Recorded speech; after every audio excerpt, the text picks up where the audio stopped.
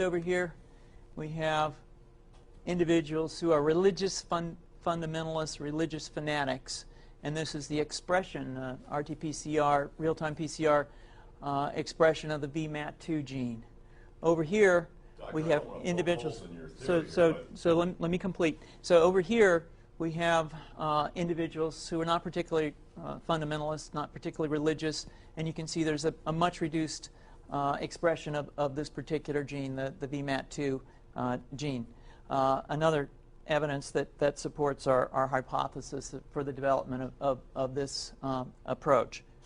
What you see here is by spreading this virus, we're going to eliminate individuals from donning on a bomb vest and going into a market and blowing up the market. So our hypothesis is that these are fanatical people, that they have overexpression of the VMAT2 gene, and that by vaccinating them against this, we'll eliminate this behavior.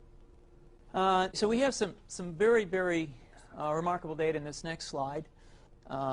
Here we have two brain scans. These are fMRIs.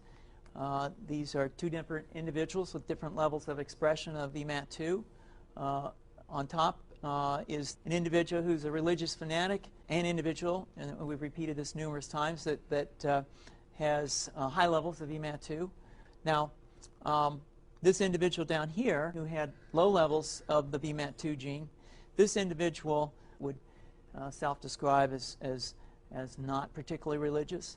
In each case, these individuals were read a religious text. This individual lit up the right middle frontal gyrus, shown here, and that's a part of the brain that's associated with theory of mind. It's a part of the brain that has to do with intents and beliefs and desires.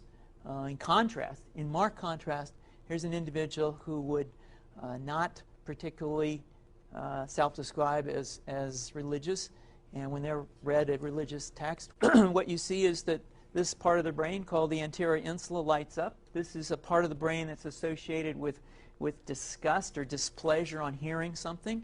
So you're suggesting I take a CT scan with me when I'm evaluating people to determine whether I put a bullet in their head? So the data that I'm presenting here supports the concept that we're proposing, and I think that we would not propose to do CT scans or fMRIs on individuals out in the hinterlands of Afghanistan. The virus would immunize against this VMAT2 gene, and that would have the effect that you see here, which is it's essentially to turn a fanatic into a normal person. And we think that will have major effects in the Middle East.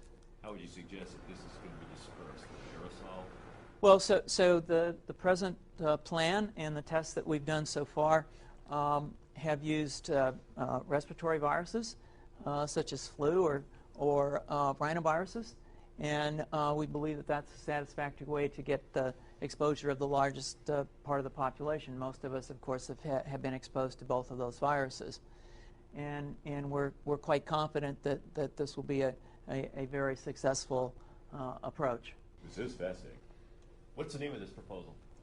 Yeah, so the name of this project is FunVax, which is the vaccine for religious fundamentalism. And you have a proposal already?